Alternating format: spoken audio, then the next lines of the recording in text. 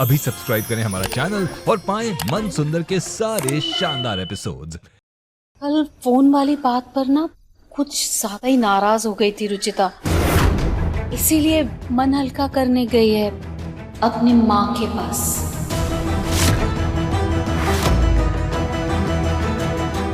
प्रियो बेबी, आप जाओ, मम्मा जल्दी से आपके पास आती है। ओके माँ जी। बेटा, क्या है कि वो कल इतना तमाशा हो गया था कि उसे जाने से रोकते ना तो उसके घर वालों को ये लगता कि हम उनकी बेटी को बहुत परेशान करते हैं, इसलिए हमने रोका नहीं।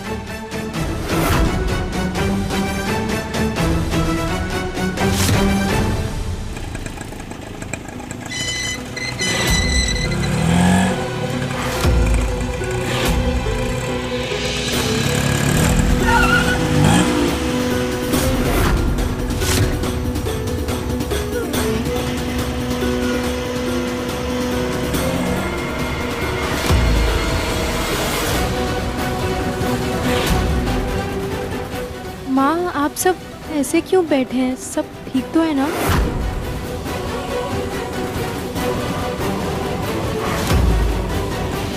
वहीं रुक जाओ रुचिता।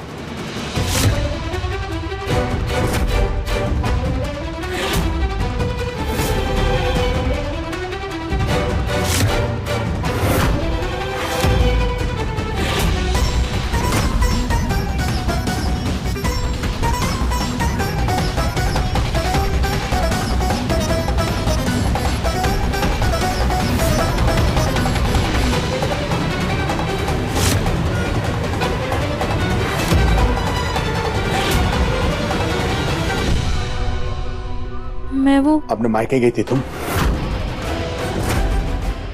जी। मतलब आज भी तुम्हारे लिए इस परिवार से ज्यादा तुम्हारे लिए तुम्हारा मायका मायने रखता है। इस परिवार की तुम्हें जरा भी परवाह नहीं है। बिल्कुल है पापा जी। अगर तुम्हें परवाह होती तो तुम तुम्हारा काम अधूरा छोड़ के क्यों चली गई?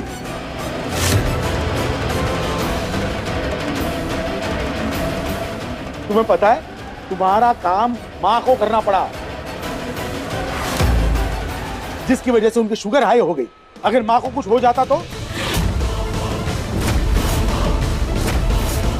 और तुम्हारा पति यहाँ बीमार पड़ा हुआ है, उसे किसी भी चीज की जरूरत पड़ सकती है। इन सब चीजों को जानते हुए तुम मायके कैसे चली गई?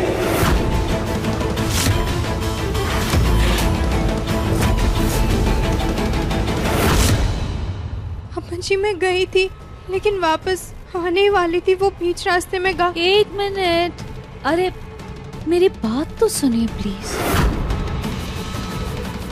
प्लीज इसको ऐसे मत डांटिए।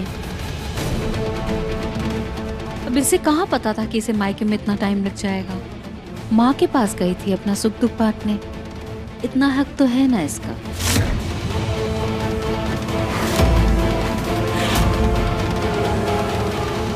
आपकी यही बात मुझे पसंद नहीं है पूनम। जहां बहुओं के साथ सख्ती दिखानी होती है, आप ममता में बह जाती हैं। रुचिता को उसकी जिम्मेदारियों का एहसास होना चाहिए। रुचिता, मैं तुम्हें अपनी बहू नहीं, अपनी बेटी बनाकर लाया था इस घर में। लेकिन रिश्ता एक तरफा नहीं निभाया जा सकता। रिश्ते तराजू की तरह होते हैं, जहां बैलेंस बनाए रखने के लिए दोनों पल्ले बराबर होने चाहिए। लेकिन मुझे लगता है कि तुम हमें अपना बनाना ही नहीं चाहते। हम तुम्हारे लिए आज भी पराये हैं और तुम्हारा मायका ही तुम्हारा सगा है। तो ऐसे में रुचिता, तुम अपने मायके वापस जा सकती हो हमेशा के लिए।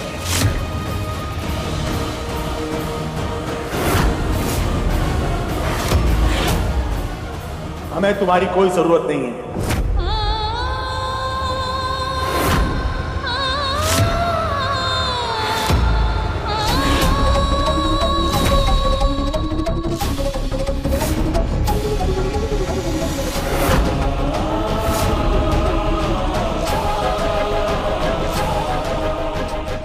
आप जैसा सोच रहे हैं वैसा कुछ नहीं है। आप प्लीज मेरी एक बार बात सुनिए अम्मा। जितना सुनना था वो मैंने कल सुन लिया, और आज सब कुछ देखने के बाद गहरे सुनने को और कुछ नहीं बचा है।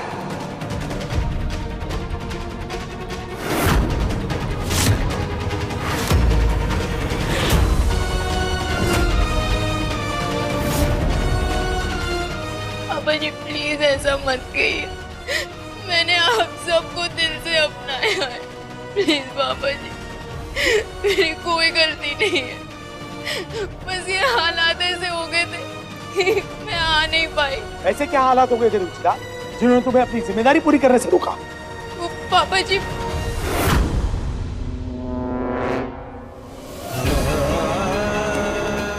निहार के पापा को ये बिल्कुल मत बताना कि मैंने तुम्हें मायके भेजा है।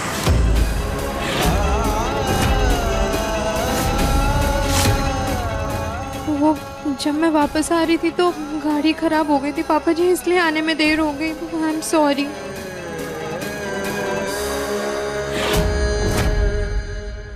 रुचिता, दादी जी, मैं अगर तुम्हें लेट हो रहा था आने में तो तुम फोन करके बता नहीं सकती थी? वो दादी जी, फोन गलती से यहीं छूट गया था। वाह, तुम्हारे पास तो बहाने हमेशा तैयार रहते हैं। फोन छूट गया था, गाड़ी खराब हो गई थी, साफ साफ क्यों नहीं कहती? हमारी बुराई करने में समय का पता ही नहीं चला।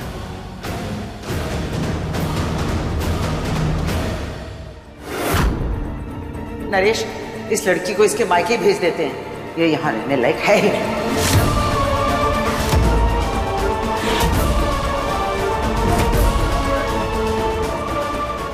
दादी जी प्लीज मेरी बात सुनिए।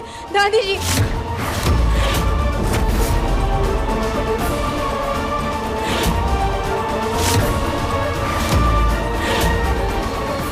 एक मिनट मां।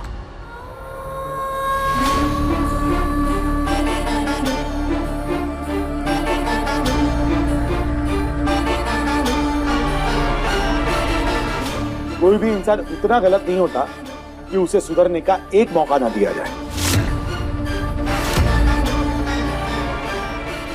ये रुचिता की पहली गलती थी, इसलिए इसे मैं एक और मौका दे रहा हूं।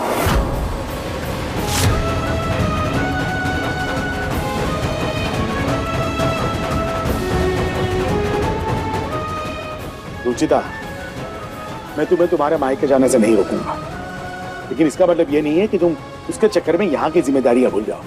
आई एम सॉरी पापा जी, मैं आइंदा ये गलती कभी रिपीट नहीं करूंगी। I am sorry.